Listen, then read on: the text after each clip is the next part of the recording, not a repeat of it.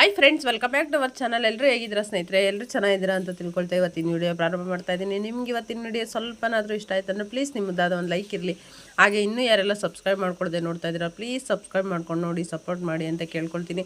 ಹಾಗೆ ಪೂರ್ತಿಯಾಗಿ ವಿಡಿಯೋ ನೋಡಿ ಸಪೋರ್ಟ್ ಮಾಡಿ ಅಂತ ಕೇಳ್ಕೊಳ್ತೀನಿ ಸ್ನೇಹಿತರೆ, ಪ್ಲೀಸ್. ಹಾಗೆಯೇ ನನ್ನ ವಿಡಿಯೋ ನೋಡ್ತಾ ಇರೋರು ಎಲ್ರಿಗೂ ಒಂದು ತುಂಬ ಹೃದಯದ ಧನ್ಯವಾದ ಹೇಳೋದಕ್ಕೆ ಇಷ್ಟಪಡ್ತೀನಿ ಸ್ನೇಹಿತರೆ. ಹಾಗೆಯೇ ಇದು ಬಂದುಬಿಟ್ಟು ಬೆಳಗ್ಗೆ ಬ್ರೇಕ್ಫಾಸ್ಟ್ಗೆ ಇಡ್ಲಿ ಸ್ನೇಹಿತರೆ, ಇಡ್ಲಿ ಚಟ್ನಿ ಸಾಂಬಾರು. ಈ ರೀತಿಯಾಗಿ ಚಿಕ್ಕ ಚಿಕ್ಕ ಪುಟಾಣಿ ಇಡ್ಲಿಗಳು ಮಾಡಿಕೊಟ್ರೆ ಮಕ್ಕಳಿಗೆ ತುಂಬಾ ಇಷ್ಟಪಟ್ಟು ತಿಂತಾರೆ ಸ್ನೇಹಿತರೆ. ಹಠ ಮಾಡೋದಿಲ್ಲ, ಏನಿಲ್ಲ. ಹಾಗಾಗಿ ಈ ರೀತಿ ಇಡ್ಲಿಗಳು ಮಾಡಿಕೊಡಿ ಸ್ನೇಹಿತರೆ ಮಕ್ಕಳುಗಳಿಗೆ, ತುಂಬಾ ಚೆನ್ನಾಗಿರುತ್ತೆ. ನಮ್ಮನೆಲ್ಲಂತೂ ಇಡ್ಲಿ ಮಾಡೋ ಟೈಮಿಗೆಲ್ಲ ಈ ಥರ ಇಡ್ಲಿಗಳು ಮಾಡಿಕೊಡ್ತಾನೆ ಇರಬೇಕು. ಇರಲಿಲ್ಲ, ಮಾಡಿಕೊಡ್ಲಿಲ್ಲ ಅಂತಂದರೆ ಚಿಕ್ಕದು ಇಡ್ಲಿ ಮಾಡಿಲ್ಲ ಅಂತೇಳಿ ಹಠ ಮಾಡ್ತಾ ಇರ್ತಾನೆ ನಮ್ಮ ಚಿಕ್ಕ ಮಗ. ಹಾಗಾಗಿ ಮಾಡ್ತಾಯಿರ್ತೀನಿ ಸ್ನೇಹಿತರೆ. ಇದನ್ನೆಲ್ಲ ಡೀಟೇಲಾಗಿ ಶೇರ್ ಮಾಡ್ಕೊಳ್ಳೋದಕ್ಕೆ ಹೋಗಲಿಲ್ಲ ಸ್ನೇಹಿತರೆ. ಬೇಕಂದರೆ ಇನ್ನೊಂದು ಸಲ ಯಾವಾಗಾದ್ರೂ ಡೀಟೇಲಾಗಿ ಮಾಡ್ಕೊಳ್ತೀನಿ ಸ್ನೇಹಿತರೆ. ಹಾಗೆಯೇ ನೋಡಿ, ಇಡ್ಲಿ ಸಾಂಬಾರು ಚಟ್ನಿ, ಸ್ವಲ್ಪ ಹಣ್ಣು. ಇವಾಗ ಹಣ್ಣುಗಳೆಲ್ಲ ದ್ರಾಕ್ಷಿ ಹಣ್ಣು ಎಲ್ಲ ಹಣ್ಣುಗಳು ಸಿಗ್ತಾ ಇರೋದ್ರಿಂದ ತುಂಬಾ ಚೆನ್ನಾಗಿ ಹಣ್ಣು ಕೊಟ್ಟರೆ ಒಳ್ಳೆಯದು ಸ್ನೇಹಿತರೆ. ಇನ್ನೇನು ಎಕ್ಸಾಮ್ಗಳೆಲ್ಲ ಮುಗಿಯೋ ಇದಕ್ಕೆ ಬಂದಿದೆ. ಮಕ್ಳುಗಳು ಮನೇಲಿ ಇರ್ತಾರಲ್ವ, ಈಗ ಪ್ರತಿಯೊಂದು ಎಲ್ಲ ಮಾಡಿಕೊಡ್ತಾ ಇರಬೇಕು, ಅವರಿಗೆ ನೋಡ್ಕೊಳ್ತಾ ಇರಬೇಕು. ಸ್ಕೂಲಿಗೆ ಹೋಗಿದ್ರು ಅಂತಂದರೆ ಸುಮ್ಮನೆ ಇರ್ತಾರೆ. ಬೆಳಗ್ಗೆ ಏನಾದರೂ ಟಿಫನ್ ಹಾಕಿ ಕಳಿಸ್ವಿ ಅಂದರೆ ಸಂಜೆಗೆ ಬರ್ತಿರ್ತಾರೆ. ಇವಾಗ ಆಗಲ್ಲ, ಅಮ್ಮ ಹಿಂದಿಂದೇ ಇರ್ತಾರೆ ಸ್ನೇಹಿತರೆ. ಹಾಗಾಗಿ ಅವಕ್ಕೂ ನಮ್ಮ ಜೊತೆ ಇದ್ದಾಗ ನಮಗೂ ಖುಷಿ ಆಗುತ್ತೆ. ಹಾಗೆಯೇ ನೆಕ್ಸ್ಟ್ ಇಲ್ಲಿ ಬಂದುಬಿಟ್ಟು ಅಡುಗೆಗೆ ರೆಡಿ ಮಾಡ್ಕೊಳ್ತಾ ಇದ್ದೀನಿ ಸ್ನೇಹಿತರೆ.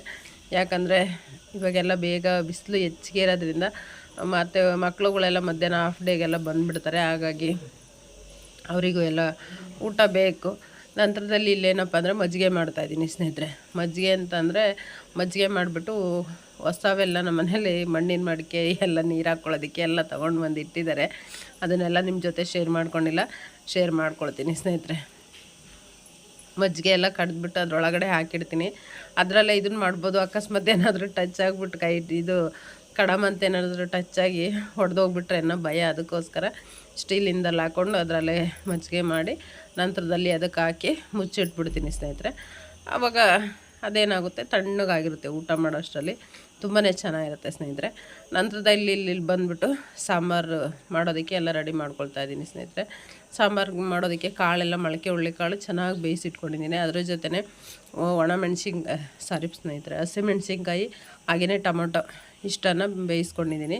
ಇದನ್ನು ಬೇಕಾದರೂ ನೀವು ಇದೇ ಮೆಥಡಲ್ಲಿ ಬೇಳೆ ಬೇಯಿಸ್ಕೊಂಡು ಬೇಳೆ ಸಾಂಬಾರನ್ನು ಮಾಡ್ಬೋದು ಸ್ನೇಹಿತರೆ. ಬೇಳೆದೇನಾಗುತ್ತೆ, ಹೋಳಿಗೆ ಸಾಂಬಾರು ಬಂದಂಗೆ ಬರುತ್ತೆ. ಇದು ಹುರುಳಿ ಕಾಳಲ್ಲಿ ಮಾಡಿರ್ತೀವಲ್ಲ, ಹಾಗಾಗಿ ಇದು ಸ್ವಲ್ಪ ಬಸ್ಸಾರು ರೆಸಿಪಿ ಬರುತ್ತಲ್ಲ ಆ ರೀತಿಯಾಗಿ ಬರುತ್ತೆ. ಆದರೆ ತುಂಬಾ ಟೇಸ್ಟ್ ಇರುತ್ತೆ. ಇದ್ರ ಸಾಂಬಾರು ಜೊತೆಗೆ ಬಿಸಿ ಮುದ್ದೆ ಮಾಡ್ಕೊಂಡು ಒಂದು ಪಕ್ಕದಲ್ಲಿ ಹಪ್ಪಳ ಒಲೆ ಮೇಲೆ ಏನು ಸುಟ್ಬಿಡ್ಬೇಕು, ಕೆಂಡದಲ್ಲಿ ಇಟ್ಕೊಂಡು ಊಟ ಮಾಡ್ತಾಯಿದ್ರೆ ಅದ್ಭುತ ಅಂತ ಹೇಳ್ಬೋದು ಸ್ನೇಹಿತರೆ. ನೀವು ಒಂದು ಸಲ ಟ್ರೈ ಮಾಡಿ ಸ್ನೇಹಿತರೆ, ಸಾಂಬಾರು ಸೂಪರಾಗಿರುತ್ತೆ. ಇದಕ್ಕೆಲ್ಲ ಏನೇನು ಇಂಗ್ರೀಡಿಯೆಂಟ್ಸ್ ಹಾಕ್ಕೊಂಡಿದ್ದೀನಪ್ಪ ಅಂತಂದರೆ, ಮೊದಲಿಗೆ ನೋಡಿ ಇಲ್ಲೆಲ್ಲ ತೋರಿಸ್ತಾ ಇದ್ದೀನಿ. ಹುಳ್ಳಿಕಾಳು ಬೇಯಿಸ್ಕೊಂಡಿರೋದು, ಅದಕ್ಕೆ ಸ್ವಲ್ಪ ಹಸಿಮೆಣ್ಸಿಕಾಯಿ ನಿಮ್ಮ ಖಾರಕ್ಕೆ ತಕ್ಕಷ್ಟು ಅನುಗುಣವಾಗಿ, ಹಾಗೆಯೇ ಎರಡು ಟೊಮೊಟೊ ಬೇಯಿಸಿಟ್ಕೊಂಡಿದ್ದೀನಿ. ಸ್ವಲ್ಪ ಹುಣಸೆಹಣ್ಣು ಹಾಕ್ಕೊಂಡಿದ್ದೀನಿ ಸ್ನೇಹಿತರೆ. ಹಾಗೆಯೇ ಒಂದು ಚಿಟಿಕೆ ಅರಿಶಿಣ ಪುಡಿ, ಹಾಗೆಯೇ ಒಂದು ಅರ್ಧ ಸ್ಪೂನು ಸಾಂಬಾರು ಪುಡಿ ಹಾಕ್ಕೊಂಡಿದ್ದೀನಿ. ಖಾರ ಆಲ್ರೆಡಿ ಹಸಿಮೆಣ್ಸಿಕಾಯಿ ಹಾಕ್ಕೊಂಡಿರ್ತೀವಲ್ಲ, ಹಾಗಾಗಿ ಹಾಕ್ಕೊಳ್ಳೋದೇನು ಬೇಡ. ನಂತರದಲ್ಲಿ ಒಂದು ಈರುಳ್ಳಿ, ಒಂದು ಬೆಳ್ಳುಳ್ಳಿ, ನಂತರದಲ್ಲಿ ಸ್ವಲ್ಪ ಕೊತ್ತಂಬರಿ ಸೊಪ್ಪು, ತೆಂಗಿನಕಾಯಿ ತುರಿ ಸ್ನೇಹಿತರೆ. ಇಷ್ಟನ್ನು ಸೇರಿಸ್ಕೊಂಡ್ಬಿಟ್ಟು ಸ್ವಲ್ಪ ಅದು ಏನು ನೀರು ಇದು ಕಟ್ಟಿರುತ್ತಲ್ವ, ಕಾಳು ಬೇಯಿಸ್ಕೊಂಡು ತೆಗ್ದಿರೋ ಅಂಥ ಕಟ್ಟು, ಅದನ್ನೇ ಸ್ವಲ್ಪ ಹಾಕ್ಕೊಂಡು ನೀರನ್ನು ಬೇಯಿಸ್ಕೊಳ್ಬೇಕು. ಇದು ಮಿಕ್ಸಿ ಮಾಡ್ಕೊಳ್ಬೇಕು. ಬೇರೆ ನೀರನ್ನು ಸೇರಿಸ್ಬಾರ್ದು ಸ್ನೇಹಿತರೆ. ಬೇರೆ ನೀರು ಸೇರಿಸಿದ್ವಿ ಅಂದರೆ ಅದ್ರ ರುಚಿ ಅಷ್ಟು ಬರೋದಿಲ್ಲ. ಹಾಗಾಗಿ ಏನು ನೀರಿರುತ್ತಲ್ಲ ಅದೇ ನೀರನ್ನು ಸೇರಿಸ್ಬೇಕು. ನೀವು ಕಾಳು ಬೇಕಂದರೆ ಸ್ವಲ್ಪ ಹಾಕ್ಕೊಳ್ಬೋದು, ಸಾಂಬಾರು ಗಟ್ಟಿ ಬರುತ್ತೆ ಅಂದ್ಕೊಳ್ಳೋದಾದರೆ. ನಾನಿಲ್ಲಿ ಹೆಚ್ಚಿಗೆ ಹಾಕಿದ್ದೀನಿ ಸ್ನೇಹಿತರೆ. ಸ್ವಲ್ಪ ನಮಗೆಲ್ಲ ಸಾಂಬಾರು ಅನ್ನಕ್ಕೆ ಮುದ್ದಿಗೆಲ್ಲ ಬೇಕು, ಹಾಗಾಗಿ ಸಾಂಬಾರು ಹಾಕಿ ಹೆಚ್ಚಿಗೆ ಕಾಳು ಹಾಕ್ಕೊಂಡಿದ್ದೀನಿ. ಅದು ಹೆಚ್ಚಿಗೆ ಅಂದರೆ ಒಂದು ಹಿಡಿಯುವಷ್ಟು, ಒಂದು ಬೌಲಲ್ಲಿ ಒಂದು ಬೌಲ್ ಇತ್ತು ಬಟ್ಲಲ್ಲಿ, ಹಾಗಾಗಿ ಅದನ್ನು ಅಷ್ಟನ್ನು ಬೇಯಿಸಿರೋದು ಹಾಕ್ಕೊಂಡಿದ್ದೀನಿ. ನಂತರದಲ್ಲಿ ಎಲ್ಲ ಸ್ವಲ್ಪ ನೀರೆಲ್ಲ ಸೇರಿಸ್ಕೊಂಡ್ಬಿಟ್ಟು ಮಿಕ್ಸಿ ಮಾಡ್ಕೊಳ್ಳೋಣ ಸ್ನೇಹಿತರೆ. ಈ ಮಿಕ್ಸಿ ಮಾಡ್ಕೊಂಬಿಟ್ಟು ಒಗ್ಗರಣೆ ಹಾಕ್ಕೊಂಡ್ವಿ ಅಂತಂದರೆ ಸಾಂಬಾರು ರೆಡಿಯಾಗಿರುತ್ತೆ. ತುಂಬಾ ಚೆನ್ನಾಗಿತ್ತು ಸ್ನೇಹಿತರೆ. ಎಷ್ಟು ರುಚಿಯಾಗಿತ್ತು ಅಂದರೆ ಅಷ್ಟು ರುಚಿಯಾಗಿತ್ತು ಸ್ನೇಹಿತರೆ.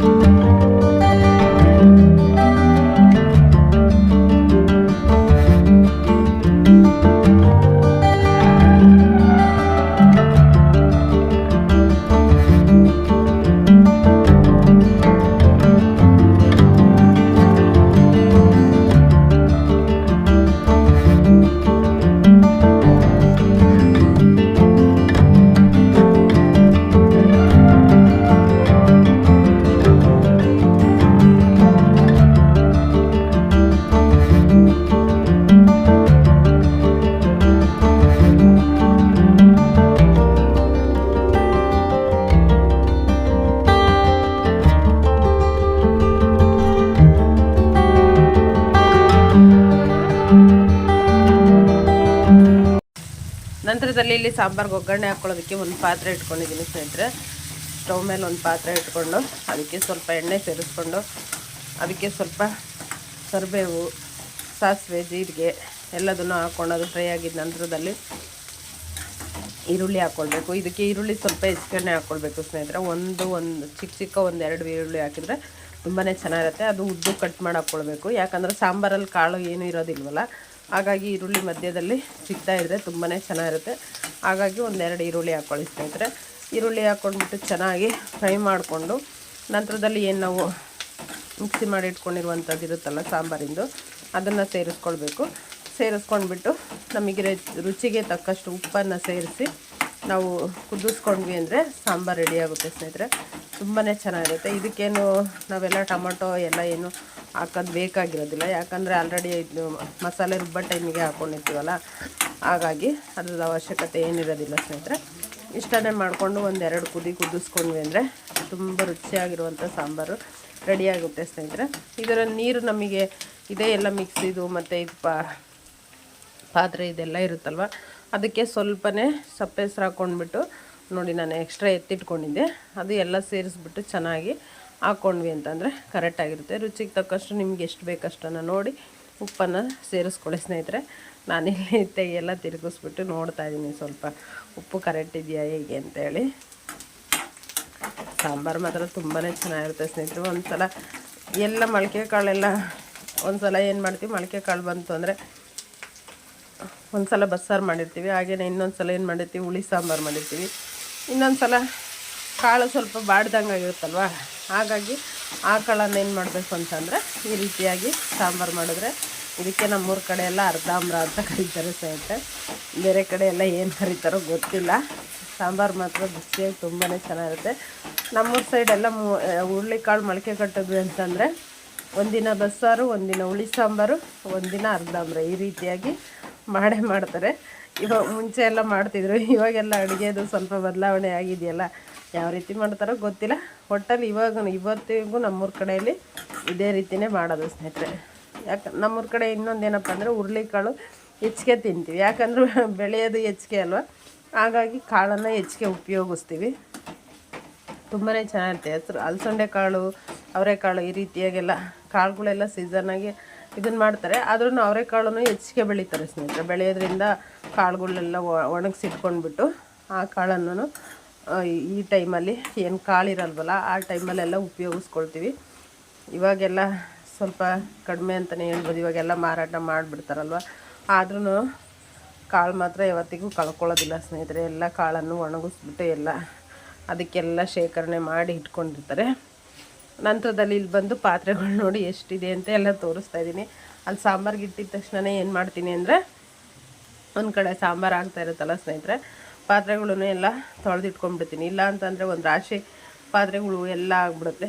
ಹಾಗಾಗಿ ತೊಳೆದಿಟ್ಟು ಊಟಕ್ಕೆ ಕೊಟ್ವಿ ಅಂತಂದರೆ, ಊಟ ಮಾಡಿದ್ವಿ ಒಂದೆರಡು ತಟ್ಟೆ ಇರುತ್ತೆ, ಅದನ್ನು ಅವಾಗಿನ ಹಿಂದೆ ಗುಂಟೆನೇ ತೊಳ್ಕೊಂಡ್ಬಿಟ್ವಿ ಅಂತಂದರೆ ಅಡುಗೆನೂ ಆಯಿತು, ಕ್ಲೀನೂ ಆಯಿತು. ನೋಡಿ ಮಜ್ಜಿಗೆ ಎಷ್ಟು ಚೆನ್ನಾಗಾಗಿದೆ ಅಂದರೆ ಅಷ್ಟು ತುಂಬ ಚೆನ್ನಾಗಾಗಿದೆ ಸ್ನೇಹಿತರೆ. ಗಟ್ಟಿ ಮಜ್ಜಿಗೆನೇ ಇದೆ. ನಾವು ನೀರು ಹಾಕ್ಕೊಂಡು ಊಟ ಮಾಡೋ ಟೈಮಿಗೆ ಹಾಕ್ಕೊಳ್ಬೇಕು. ಗಟ್ಟಿ ಮಜ್ಜಿಗೆ ಅಷ್ಟು ಒಳ್ಳೆಯದಲ್ಲ ಅಂತಾರೆ, ನೀರು ಮಜ್ಜಿಗೆನೇ ತುಂಬಾ ಒಳ್ಳೆಯದು ಅಂತ. ಹಾಗಾಗಿ ಮಜ್ಜಿಗೆ ಅಂತೂ ತುಂಬಾ ಚೆನ್ನಾಗಿರುತ್ತೆ. ನೀವು ಒಂದು ಪುಟಾಣಿ ಮಡಿಕೆ ತೊಗೊಂಡು ಬನ್ನಿ, ಅದರಲ್ಲಿ ಹಾಕಿಟ್ಕೊಳ್ಳಿ ಮಜ್ಜಿಗೆ, ಮೊಸರು, ಹಾಲು ಕಾಯಿಸೋದಕ್ಕೆಲ್ಲ ತುಂಬಾ ಚೆನ್ನಾಗಿರುತ್ತೆ ಸ್ನೇಹಿತರೆ. ಹಾಗಾಗಿ ಮಜ್ಜಿಗೆನೂ ಅಷ್ಟೇ ತಣ್ಣಗೆ ತುಂಬಾ ರುಚಿಯಾಗಿರುತ್ತೆ. ಮೊದಲೇ ಮಣ್ಣಿಂದ್ರಲ್ಲಿ ಹಾಕಿರ್ತೀವಲ್ಲ, ಹಾಗಾಗಿ ತುಂಬಾ ಚೆನ್ನಾಗಿರುತ್ತೆ ಸ್ನೇಹಿತರೆ. ಈ ರೀತಿಯಾಗಿ ಒಮ್ಮೆ ಟ್ರೈ ಮಾಡಿ ಬನ್ನಿ ಊಟ ಮಾಡೋದಕ್ಕೆ. ಹೇಗೆ ಬಂದಿದೆ ಅಂತ ಹೇಳಿ ಸ್ನೇಹಿತರೆ. ನಿಮ್ಗೆ ಇವತ್ತಿನ ರೆಸಿಪಿ ಏನಾದರೂ ಇಷ್ಟ ಆಯಿತು ಅಂದರೆ ಪ್ಲೀಸ್ ನಿಮ್ಮದಾದ ಒಂದು ಲೈಕ್ ಇರಲಿ ಸ್ನೇಹಿತರೆ. ನಿಮ್ಮ ಅಭಿಪ್ರಾಯನ ತಿಳಿಸಿ. ಇನ್ನೂ ಯಾರೆಲ್ಲ ಸಬ್ಸ್ಕ್ರೈಬ್ ಮಾಡ್ಕೊಂಡಿಲ್ಲ ಪ್ಲೀಸ್ ಸಬ್ಸ್ಕ್ರೈಬ್ ಮಾಡ್ಕೊಂಡು ನೋಡಿ. ಅಷ್ಟರಲ್ಲಿ ಪಾತ್ರೆಗಳು ಎಲ್ಲ ತೊಳೆದಾಗಿತ್ತು ಸ್ನೇಹಿತರೆ. ಈ ರೀತಿ ಇಟ್ಬಿಡ್ತೀನಿ. ನಂತರದಲ್ಲಿ ಬುಟ್ಟಿಯಲ್ಲಿ ಪಾತ್ರೆಗಳಿತ್ತು, ಹಾಗಾಗಿ ಇದರಲ್ಲೇ ಇಟ್ಟಿದ್ದೀನಿ ಸ್ನೇಹಿತರೆ. ಇಲ್ಲಿ ಏನು ಗ್ಯಾಸ್ ಕಟ್ಟೋದು ಈ ಕಡೆ ಪಕ್ಕದಲ್ಲಿ ಸಿಂಕ್ ಪಕ್ಕ ಇರುತ್ತಲ್ಲ, ಅಲ್ಲಿಟ್ಟಿರ್ತೀನಿ. ನಂತರದಲ್ಲಿ ಎತ್ತಿಟ್ಕೊಳ್ತೀನಿ ಸ್ನೇಹಿತರೆ. ಹಾಗೆಯೇ ಸಾಯಂಕಾಲ ಆಗಿತ್ತು, ಇವಾಗೆಲ್ಲ ಸಂಜೆ ಕಡೆ ಬಟ್ಟೆ ತೊಳಿತೀನಿ ಸ್ನೇಹಿತರೆ. ಒಂದೊಂದು ಸಲ ಸಂಜೆಗೆ, ಒಂದು ಸಲ ಮುಂಜಾನೆಗೆ, ಈ ರೀತಿ ಸಾಯಂಕಾಲ ಬಟ್ಟೆ ತೊಳೆದಿದೆ. 4 ಗಂಟೆ ಆ ಟೈಮಲ್ಲಿ ಒಣಗಕ್ಕೆ ಬರೋಣ ಅಂತ ಹೋಗಿದ್ನಲ್ಲ, ಗಿಡಗಳೆಲ್ಲ ಈ ರೀತಿಯಾಗಿ ಬಾಡಿದ್ದು ನೋಡಿ ಸ್ನೇಹಿತರೆ. ನೀರಿಂದು ಒಂದು ಪ್ರಾಬ್ಲಮ್ ಇರೋದ್ರಿಂದ ಸ್ವಲ್ಪ ನೀರು ಹಾಕ್ತೀವಿ, ಹಾಗಾಗಿ ಗಿಡಗಳು ಸಂಜೆ ಅಷ್ಟರಲ್ಲಿ ಇದಾಗ್ಬಿಡುತ್ತೆ. ಮತ್ತು ಮಣ್ಣೆಲ್ಲ ಸ್ವಲ್ಪ ಕೈ ಆಡಿಸಿ ಕುಲುಪ್ರಿಸಿ ಸ್ವಲ್ಪ ನೀರು ಹಾಕಿ ಬಂದೆ. ತುಂಬಾ ಚೆನ್ನಾಗಿ ಇದಾಯಿತು ಸ್ನೇಹಿತರೆ. ಅವಕ್ಕೂ ಪಾಪ ಆರೈಕೆ ಮಾಡೋದ್ರೇ ಅಲ್ವಾ, ಸುಮ್ಮನೆ ಹೂವು ಕೊಡಲ್ಲ ಅಂತ ಬೈಕೊಂಡ್ರೆ ಹೇಗೆ ಹೇಳಿ ಸ್ನೇಹಿತರೆ. ನಾವು ಅವು ಗಿಡಗಳಿಗೆ ಎಷ್ಟು ಆರೈಕೆ ಮಾಡ್ತೀವೋ ಅದೇ ರೀತಿಯಾಗಿ ಅವನು ಫಲ ಕೊಡ್ತವೆ. ಬಿಸಿಲಿಗೆಲ್ಲ ಈ ರೀತಿಯಾಗಿ ಆಗಿಬಿಟ್ಟಿದ್ದಾವೆ. ಏನು ಮಾಡಬೇಕೇನೋ ಒಂದು ಗೊತ್ತಾಗಲ್ಲ ಸ್ನೇಹಿತರೆ. ಇನ್ನೂ 2 ತಿಂಗಳವರೆಗೂ ಬಿಸಿಲು